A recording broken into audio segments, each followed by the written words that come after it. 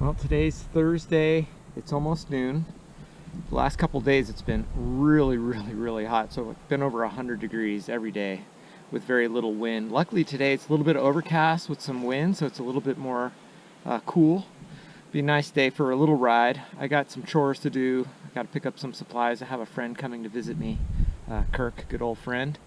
He'll be spending the next couple days with me, so I probably won't be doing too many motorcycle videos. But I'll be doing a bunch more hiking around the area. Maybe I'll post some of those videos. But yeah, today I'm going to go back to Dark Canyon Road, which is a road that goes up the to the ridge line from 245.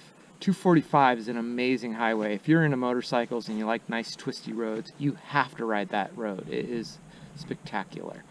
But I went up Dark Canyon because there was a road that ran parallel to 245 going south, which looked really nice along the ridge line. But it was a Forest Service road and it was closed. And as we know, all Forest Service roads are closed until September 17th. But I also noticed that right where the gate was at the top of the ridge line, the Dark Canyon Road turned into the Forest Service road, which should be theoretically closed, but it was paved and it didn't have a gate. And it continued along the ridge going north to 180 towards Kings Canyon National Park.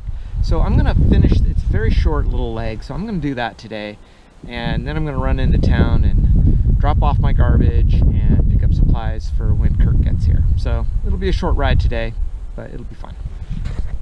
By the way, you'll notice the other day when I was turning right here to come down to park, I dropped my bike again, so it's drop number 8, and it set off my airbag in my headlight.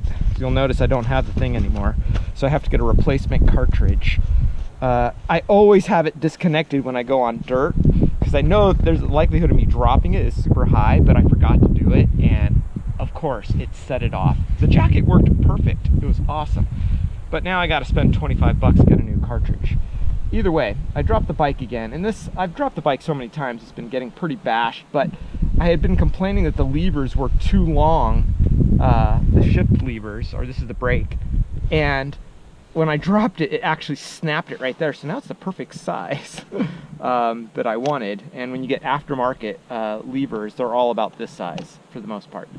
But it finished off the hand guard a little bit, but it's still kind of a little bit workable. I'm going to get some bark busters, I think, a little bit later. But yeah, interesting. So tomorrow I have to go back into Fresno to pick up the CO2 cartridge for my jacket, so that'll be another adventure. Okay, this is Dark Canyon Road.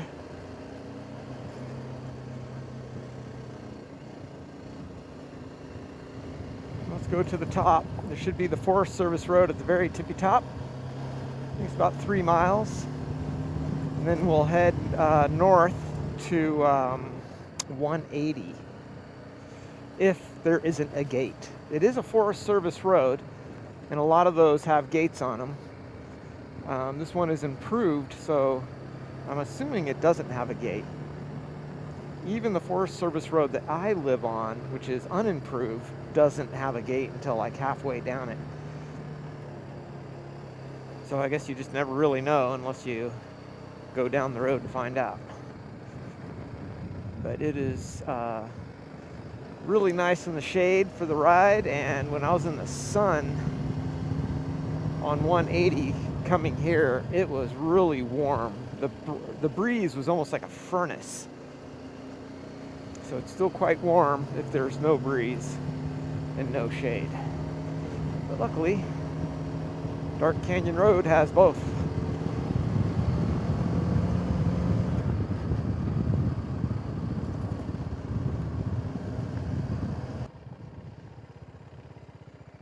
Okay, so this is the top of Dark Canyon Road. And this is the Forest Service road. Actually, this unimproved and continuing up is the Forest Service road, but there's a gate right here, so you can't go south.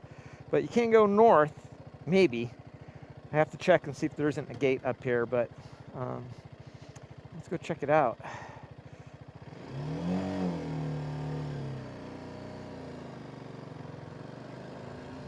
must say I've been very happy. There's a sign here.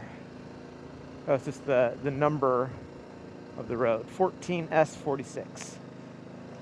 I've been very happy with this 310 GS. It has all the power I need. The only things, you know, I kind of look at motorcycle videos all the time at other bikes and like, oh, wouldn't it be nice to get like a, you know, a Pan American or a, you know, the bigger GS or any other bike like the Indian. Really like the Indian FTR.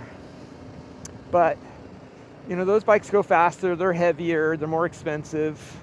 You know, I'm still dropping my bike a lot because I do like to push my limits. And so I know I'm going to drop it. There's no ifs, ands, or buts about it, no matter what bike I have. So it might as well be an inexpensive bike. But this bike has been really nice. You know, it's light enough I could pick it up multiple times if I need to. It's fast enough, even on uphill. It's got the low-end torque. One of the things that, you know, probably when I look at other bikes that I'm like kind of missing in this bike is, you know, the high speed, you know, like from, you know, I'm maxing this out at 70 to 80, depending if there's headwinds or not. Full throttle, and I'm light. And it'd be nice to have a bike that, you know, that can hit very comfortably, you know, 80, 90. I mean, this could do 70, but it's not comfortable. I mean, there's a lot of vibration still, since it's a single cylinder. But it's rare that I'm going on, you know, highways for such long distance at such high speed. The other point is probably the suspension. I have noticed, you know, I'm not even really going that fast, but, you know, sometimes I'm moguling and hitting things a little faster than I probably should, and I could feel the shocks bottom out. And, you know, they're a little bit squishy, soft, which is nice when you're going over, you know, paved roads that just are a little bit bumpy. But when you're going like off-road a little bit more, which I do quite a bit if you watch my videos, it'd be nice to have some shocks on there that are a little bit more robust. And wow, that's a really nice road. So yeah, I mean, I'm happy with the 310. There's a lot of like aftermarket parts I would like to get to make it a little bit more durable off-road. You know, like some of the guards and stuff. Because saying, there's quite a few of the guards that I would like to get to make it a little bit more robust. But besides that, you know, I'm really happy with the bike. Looks good, feels good. I'm short, you know, I'm 5'5", weigh 125. But even with luggage, I mean, the bike feels really like a part of me. It's not awkward whatsoever. If you're a taller rider, maybe might be more problematic, but you can get, you know, bar risers and stuff like that. But for a light person, short, this bike is perfect. And I'm dreading, actually, because I probably will get a bigger, heavier bike eventually, and I'm dreading that time because I'm going to have to give up the lightness and finesse that this 310 has, especially on unimproved roads. And that's going to be kind of a bummer. I'll miss it. But I will enjoy once again, the long haul travel parts, the ability to pass when I want to ride comfortably at high speeds. That part will be nice. So it's a trade-off. I wish, you know, there was a bike a little bit bigger than this, same weight, a little bit more robust in regards to off-road capabilities. That would be ideal. Maybe someone will make that bike a little bit. But for now, the 310 is it's a really good bike, especially for, you know, I'm a novice rider, but even if you're experienced, you'd have hella fun on this thing, you know? I mean, you don't want to like lug around a big bike. You just want to have fun.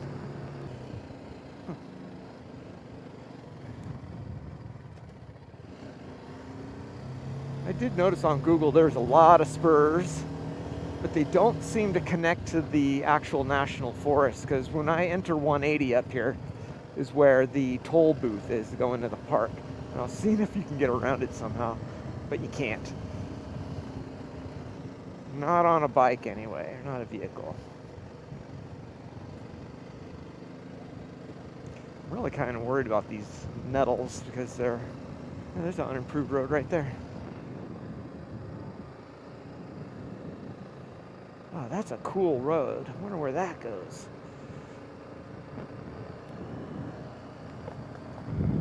Yeah, these nettles and the rock fall, I'm always worried about hitting those and sliding out.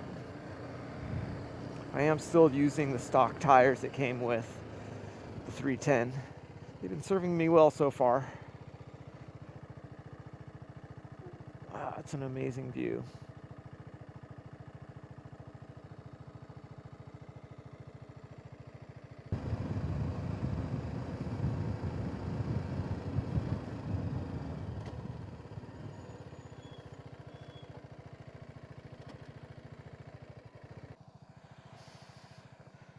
Okay, I can go around the gate, but this is a weird cattle guard. I've never seen one like this before.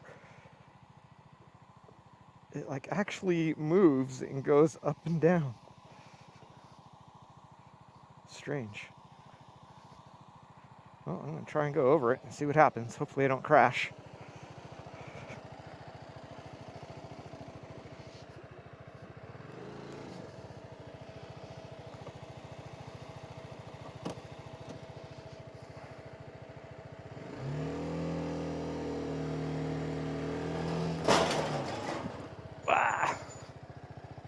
Damn, bottomed out.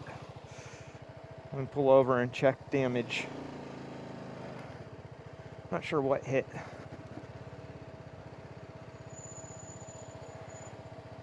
Actually, I'm gonna go here.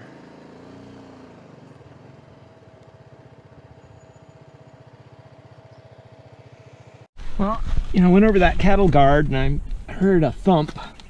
It's just like it kicked up on me. And I was worried that I'd hit the sump guard. This is plastic. That's one of the first upgrades I'm planning on doing. I'm surprised they put a plastic guard on here. It does nothing. But anyway, yeah, no damage. I don't know what hit. I looked everywhere. I can't find it. But probably somewhere down here on the kickstand or something. But yeah, that was a funky cattle guard if I ever saw one. Okay, let's continue on. Okay, the road just turned back to unimproved. Well, you know what? Maybe it is still improved, but it's just like really torn up.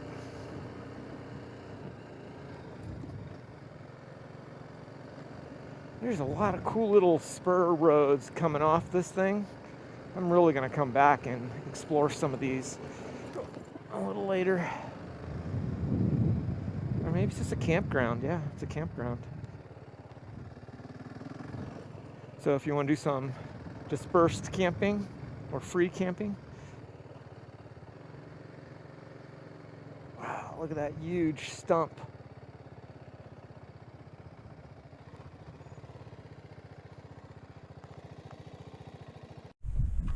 Okay, I'm almost to 180. I could hear the highway up there. And there's this huge stump that's here. But what's unique about this that I actually don't think I've ever seen this in real life, is you could see this tree was felled with axes. They actually use not saws, but axes to chop this down. And, well, they might have used saws also, but you could definitely see, like, these were put in with an axe, and they put a big, like, plank in here, and they would stand on it, and then so they can get up to swing or saw. And when you look up here, these are axe marks, where the axe, they chipped away at the tree, and then they did it on the other side as well, and then the wind or whatever, or enough weight would make it topple over. That's pretty cool. You don't see that very often. It's pretty neat.